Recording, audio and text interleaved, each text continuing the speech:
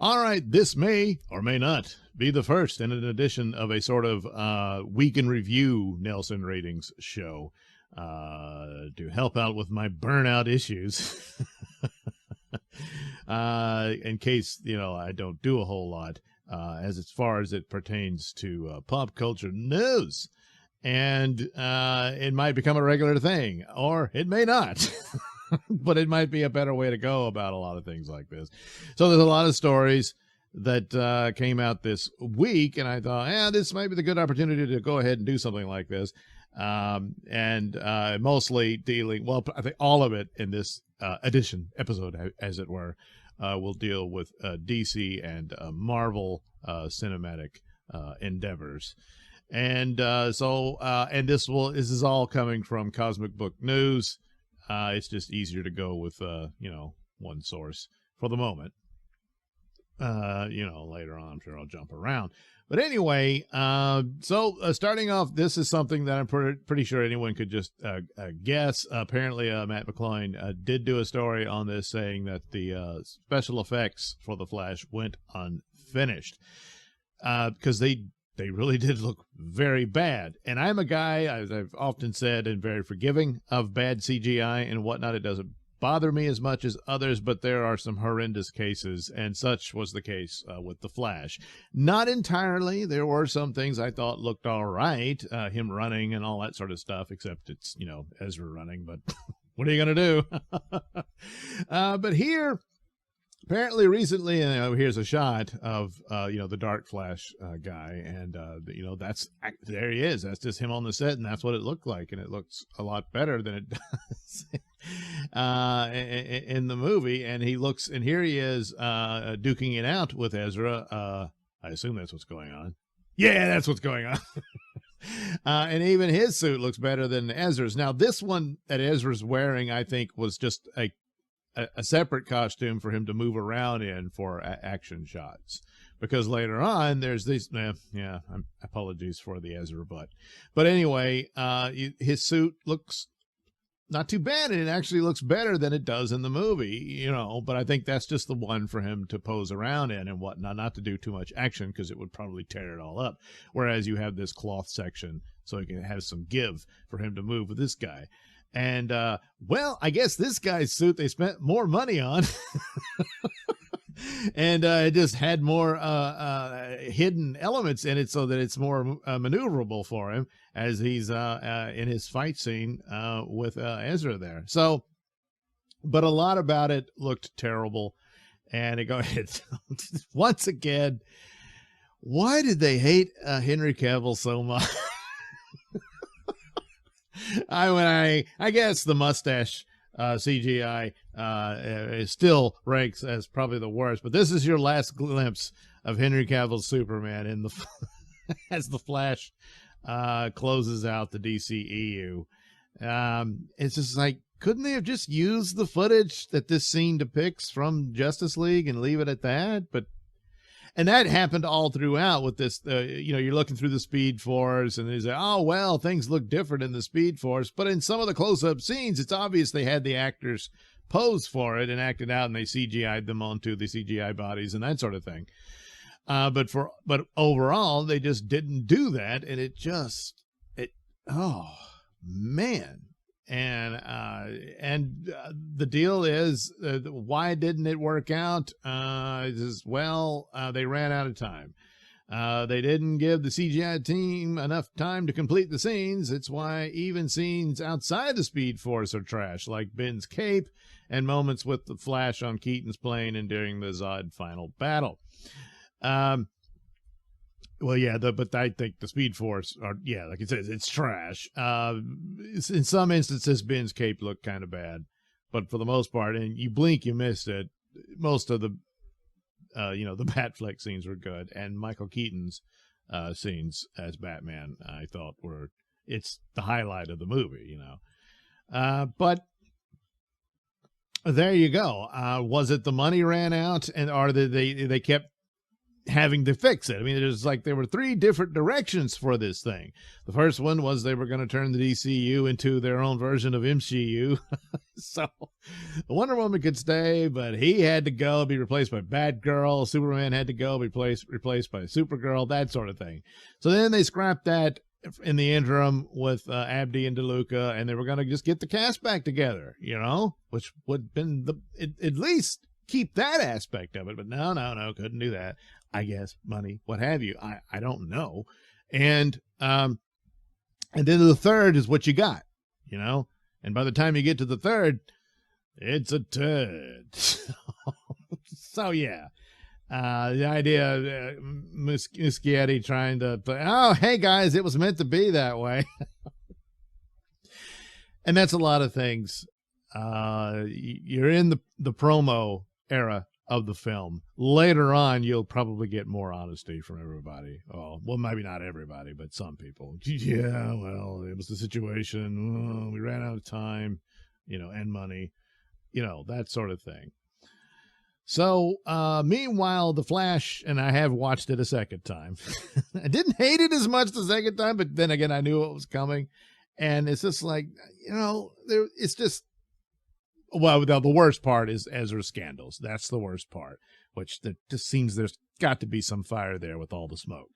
The other part is just the massive missed opportunities with the concept and whatnot, which was not well explained. And there was all kinds of ways and other characters in the DC universe that you could have utilized for that.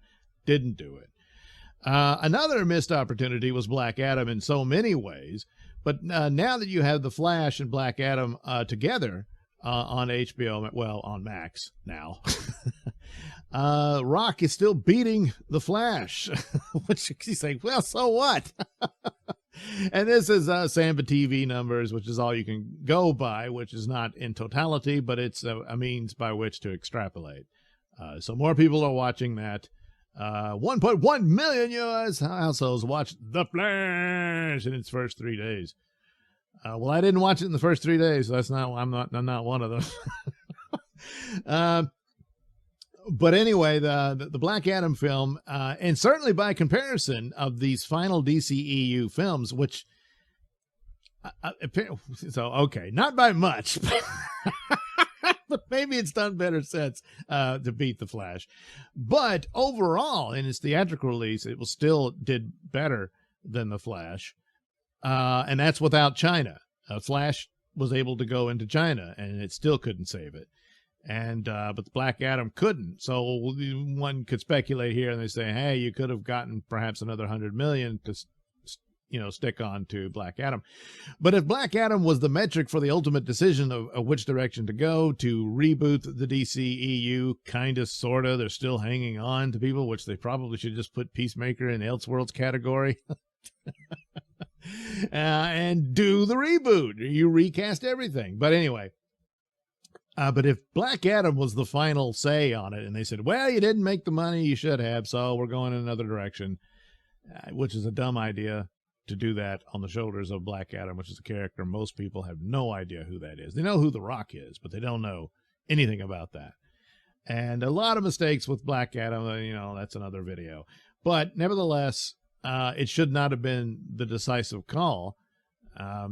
But they are where they are, so there's still a certain amount of panic there because they're short on cash. So, yeah, Black Adam beat The Flash. Again, it's like, so. But it's going to beat all the other movies, Shazam, which is unfortunate and rather ironic because Black Adam should have been more involved with Shazam. The Flash, of course, with all its scandals dragging it down on top of, Gunn saying none of these movies mean anything. They're all dead ends. And then Blue Beetle, which is, oh, no, wait, Blue Beetle's got to be a part of the DCU. And then Aquaman. Even Aquaman might not beat Black Adam. Imagine that. That's possible now. So, there's no crystal ball to predict everything, but still, I don't think Black Adam was a great metric for you to ultimately decide your decision. And if there was problems between them and Dwayne, well, then you could, but the rest of the cast doesn't have to pay for that. So it remains a mystery as to why that happened and what was the ultimate deciding factor. Meanwhile, there's still the Ayer cut, which David Ayer himself says that James Gunn said that it'll have its time, but James Gunn says a lot of things, like Ben Affleck directing. Gal Gadot will be Wonder Woman. Well, maybe not, but then again, it could be the situation. Is James Gunn really in charge when the playing field keeps moving all the time and changing? And they can't really keep standing because they keep falling down from all the turbulence. And so what he said a month ago he thought was true, today it isn't, because things once again have changed. And that's primarily what they're willing to risk in all of this. So he's going on. David Ayer says it really hit him very hard in this article about Suicide Squad, and that he had to sit there and watch people's reactions to how bad it was when he knew that wasn't the original cut. And there was nothing he could do because he's obligated to promote it. And there's people knocking him even to this day saying, hey, man, you were going on about how great it was. Yeah, he's supposed to do that.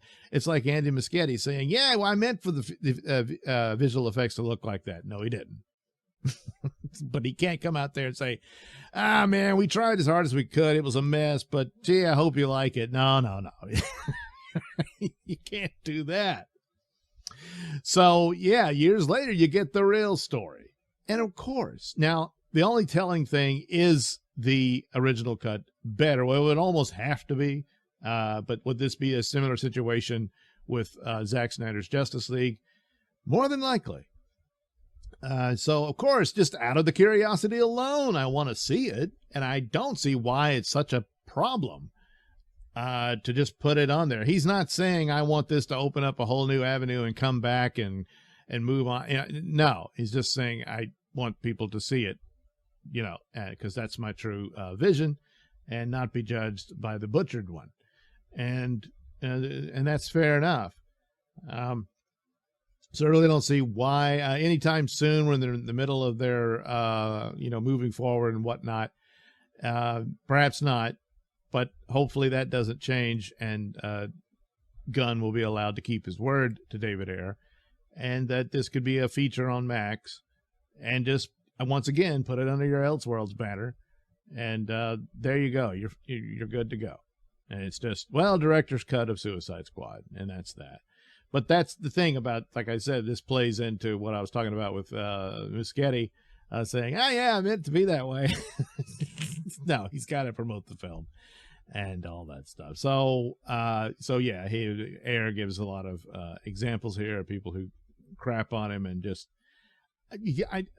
I understand being mad at the movie for how bad it was and stuff, but to outright call the man a liar about it all when you say you were promoting it, and you don't get that at this point if you're paying attention to how movies are promoted and whatnot.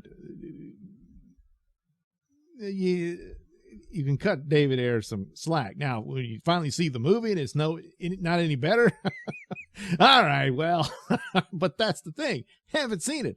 I don't know that, but it has to almost be better, because Suicide Squad is just them walking around talking about their feelings for the most part. That's about it. So, anywho, so that's that for DC. But crossing along, wait, I'm sorry, not yet. Batman, this rumor has been around a while that Clayface would be, if not the main villain, certainly one of them. And he's like, well, Clayface, my God.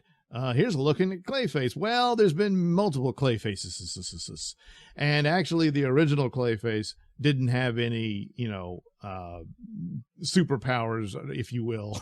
He wasn't a big pile of mud that can turn and make itself look like anybody, and that sort of thing, which became, I think, the more famous one for the most part. But there's been several.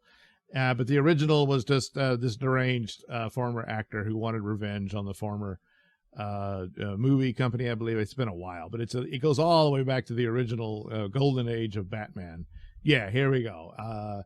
According to the rumor for Penguin, to go with Matt Reeves' grounded and realistic approach, the Clayface used in the Penguin series will not be the blob-like shape-shifting version, but the Golden Age Clayface, a B-list actor who began a life of crime using the identity of a villain that he had portrayed in a horror film. So there you go. That could very easily fit into the realistic world of Matt Reeves in his attempt to copy Nolan. I did not like the Batman film. There were some positives about it, but it just fell apart for me. But nevertheless, yeah, you could do that. That would be the only type of version of Clayface that would work in that world. So apparently, and according to the rumors, that this will first be introduced in the Penguin series and then follow that into Batman 2. So let's see, who put this out? Does it say? I think it was My Time to Shine or something. Yeah, so that's the one saying Clayface to be involved in Batman Part 2. So there you go. So okay, that's it for DC, but almost. And here once again, Mark Millar comes along, who is right now the absolute best writer in comic books. Certainly in superhero and science fiction and fantasy genres on his own. And is certainly the comic book industry should listen to his idea about you need to hire back veterans to do some decent runs to get interest back to save these properties.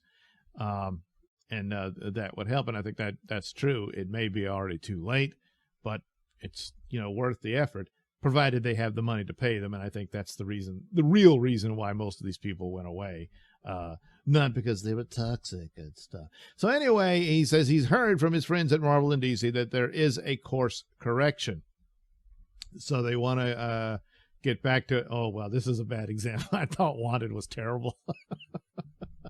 Of the versions of his, because Wanted, the comic book, is excellent. It's kind of like a supervillain take on a supervillain version of the Watchmen, or that storytelling idea.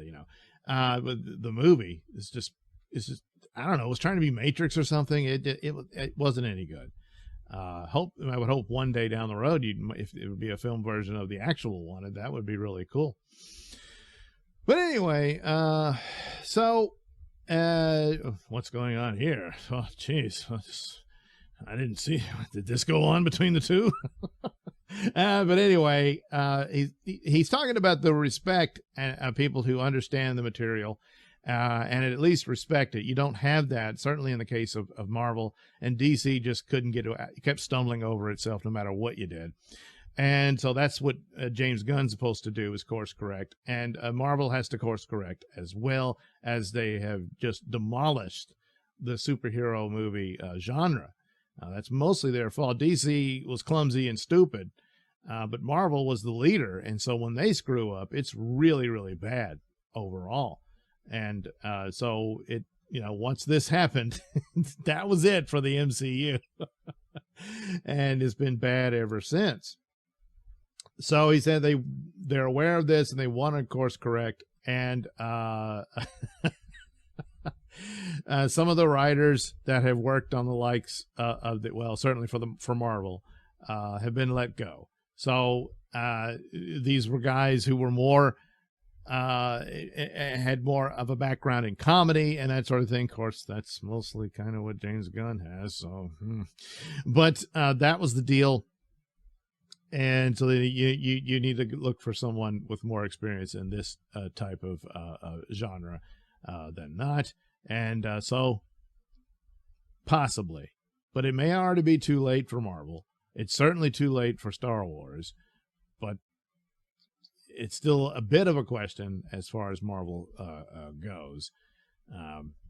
But the clock is ticking.